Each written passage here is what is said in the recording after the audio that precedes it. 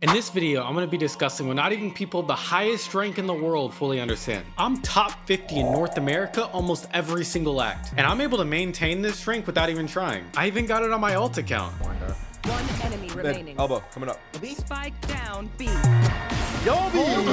Let's go. Yeah, that's me. Now, some of you might be lower ranks and some of you might be higher ranks. But when I was stuck in Immortal, I genuinely needed to know what these people knew that I didn't. How they were able to maintain a rank that's so much higher than mine while having fun. And not only what they knew, but what other pro players knew. I genuinely did not understand how I could be so far behind. Well, not only do I play with the best of the best, I get to compete with the best of the best. That means I get to beat some of your biggest names like Tens, Shazam, Boostio, Demon One, and more. And I want to go over things that you've never heard anyone else talk about or say, because I know we're all tired of those people who just say aim head level. And if you follow everything in this video, I'm not saying you might, I'm saying you will get any rank you want.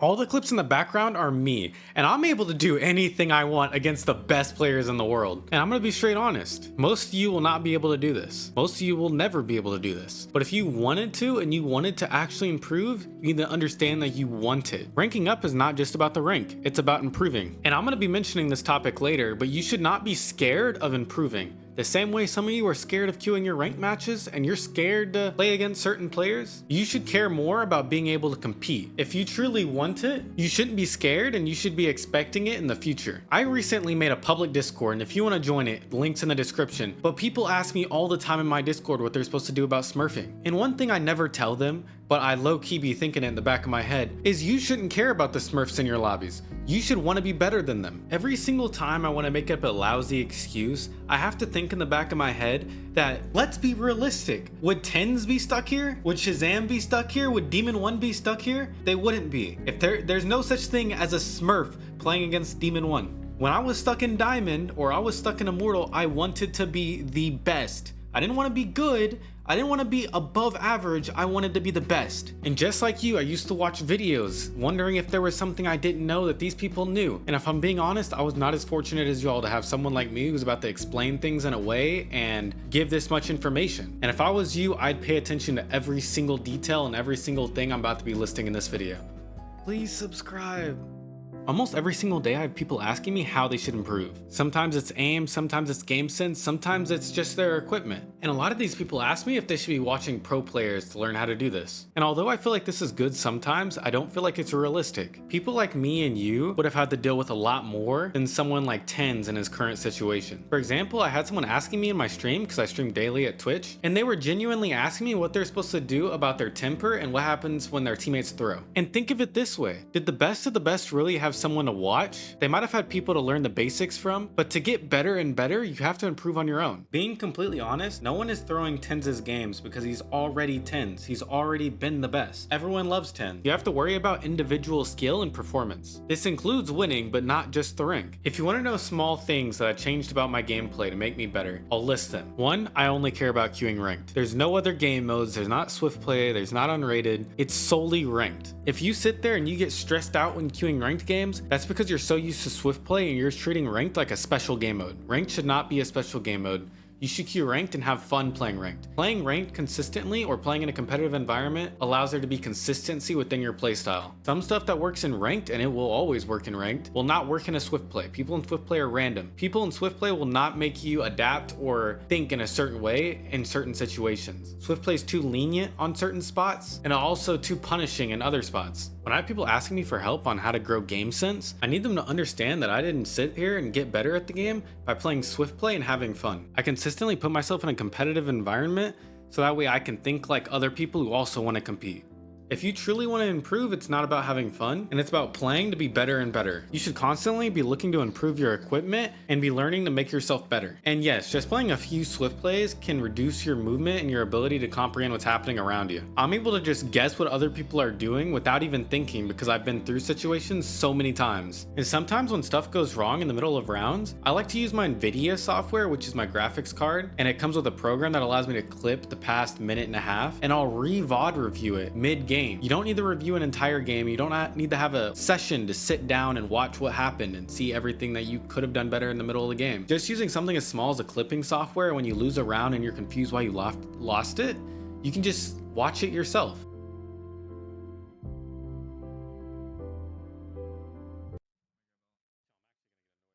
Now, I'm sure you noticed in the thumbnail of this video, I had Jett as Iron and ISO as Radiant. And that's because I'm gonna be straight honest. If there was any active at Radiant, it's right now. The agents in this episode are gonna be broken. Jett has been nerfed into the ground, Raze has been nerfed into the ground, and other agents like Neon, Yoru, and ISO have all been buffed. And honestly, if you're playing Jett, I'm confused. Genuinely confused why you would put yourself at a disadvantage. Understand that every time you have to ask for util to be used for you, it's ranked. That your teammates are not gonna be perfect. You need to be able to do stuff on your own and not solely rely on your teammates. And this might be a little bit biased because I have 2,000 hours on Yoru, but imagine me playing Yoru and you playing Jett. You're on Jett and you have to wait for your Sky to dog, your Brimstone to smoke perfectly so you can't get shot, your Sky dog completely, and then you wait for your Sky to come back and heal you because you took a little bit of damage trying to enter the site that was already hard to enter. All doing this completely relying on your whole team. And we all know in ranked, your teammates do not listen. And you getting upset because your Sky didn't dog properly, and then you're not getting any flashes where you want them, and then your Sky also isn't healing you. And then me as Yoru, my decoy goes for me, clears the corners for me, and then I blind for myself, and when I get put in a tight spot, I just TP out. Playing Yoru compared to Jett just isn't comparable. Jett is out of date. Now, I know some of you feel like you're having a hard time doing this, but if you're here to compete, you're here to compete, and you're trying to be the best of the best. You're not trying to be average. Some of you are immortal and you really want to hit Radiant. Some of you are silver and you want to hit Diamond or whatever.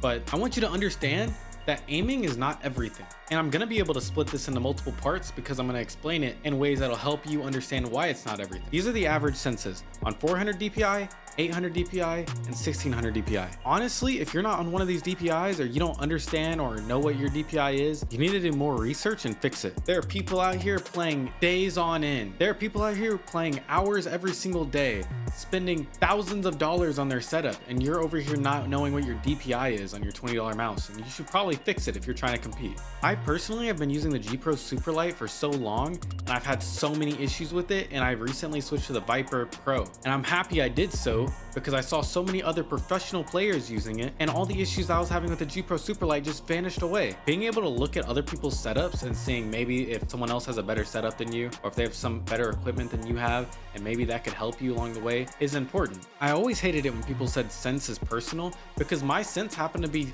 infinitely higher than everyone else's. And this is why I think you should make your sense around average to make sure you're not limited in what you do.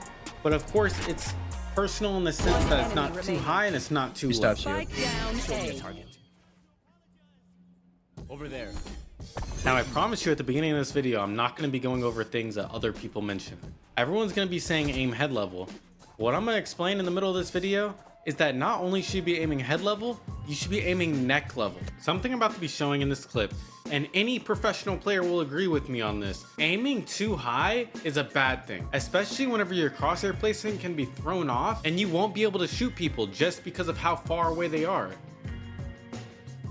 If you aim neck level and you accidentally shoot them in the chest, your crosshair will throw the bullets into their head anyways. You should be aiming neck level 90% of the time. And the reason I say 90% is because with a judge, you're gonna aim for the body. And with an op, I'd prefer to aim for around the groin area because it's the one shot to the body, and most people crouch when they're around corners. And if they crouch, you want it to still shoot them.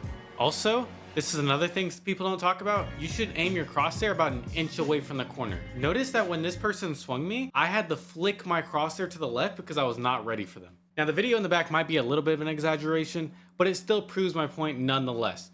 The way they round the corner is extremely fast and it's hard to track, and you want to have your crosshair already ready for it, and you don't want to look through the wall like you're cheating. You want to put your crosshair in the open on where they're gonna be and not where they are. I don't have my face cam on? Bro, I'm sorry, chat. Nah, tell chat for not telling you. Over there.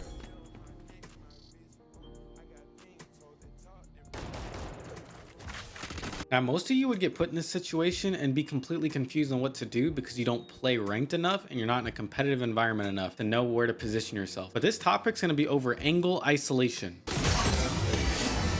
You'll notice in the last clip, I managed to walk backwards just to avoid the Viper that's on upper rafters.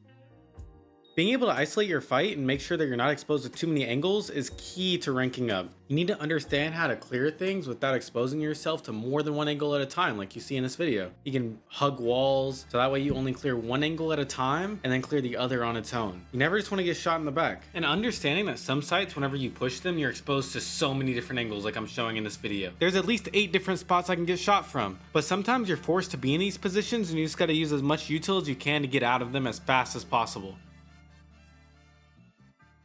Now, what I'm about to tell you, and this will probably make you cry, but sometimes when you get one tap, that is just unfortunate, and there's nothing you can do about it. There are things that you can do to lower your chances of getting one tap, but sometimes it just happens. Even to the highest ranking players in the world, we'll swing a corner and get one tapped. There's nothing you can do about it. You just have to know that next time you might survive. And one of the things I'm gonna say is you have to be able to swing with confidence. You should always think of yourself as a good player no matter how bad you're doing or how bad you're whiffing. Also, you'll see other videos pointing out counter strafing in between your bursts or sprays. And I'm here to say that not only should you be counter strafing in between bursts of like 5 bullets or whatever, but don't be afraid to like mix up your counter strafes. Maybe tap D twice, tap right twice, tap left twice, tap left, right, left, left. Try to keep it unpredictable so that way it's hard for your opponent to predict where you're going. And never rush yourself into certain angles that feel unsafe or unwarranted. Take your time with your shots and take your time with how you're rounding corners. Just because you're a duelist or just because you're playing whatever role or you feel like you need to do whatever does not mean you need to force yourself into bad spots.